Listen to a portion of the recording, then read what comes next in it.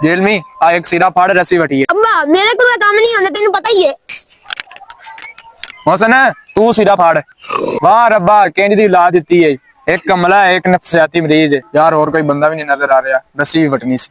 ओ पुत्र गल सुनी पुत्र, रस्सी ते वटवा दे। अब्बू का पता नहीं की हर वक्त बेसी कराए रखता है। अब्बा लगता है तेरा भी दिमाग सही काम नहीं करता। तू रस्सियां जोड़दा रहो, मैं उम्मत नूं जोड़न तो फिरदा वा। एक मिनट मिर्जे की कह रहे हैं, तू उम्मत नूं जोड़ रहा है? मैं तेनू इस रस्सी तो ही मिसाल देना। आ वेख आ दोनों रस्सियां इको जिहियां ने ना, इसलिए आ जोड़ के एक मजबूत रस्सी बनानी। अगर इन्हां विचों एक भी कमजोर रहेगी तो मजबूत रस्सी नहीं बनेगी। अल्लाह ताला कुरान मजीद विच फरमांदा है, वातसिमू बिहब्लिल्लाहि जमीअन वला तफर्रकू। अल्लाह की रस्सी को मजबूती से थाम लो और तफरके में ना पड़ो। पुत्र बंदा तो तू मैंने समझदार लगना, आ इनू इत्थे बैठ के गल समझा। सब तो पहले वातसिमू बिहब्लिल्लाह दे बारे में तानू समझावांगा कि अल्लाह दी रस्सी केड़ी है। अल्लाह दी रस्सी वो मजबूत जरिया है जिंदी वजह तो इंसान हदायत कायम रहंदा है। हुण मैं समझावांगा मुफस्सिरीन दे मुताबिक अल्लाह दी रस्सी केड़ी है। नंबर 1 कुरान मजीद, नंबर 2 इस्लाम, नंबर 3 सुन्नत नबवी, नंबर 4 जमात मुस्लिमीन। छोटे और 4 धागे मैनू पढ़ा।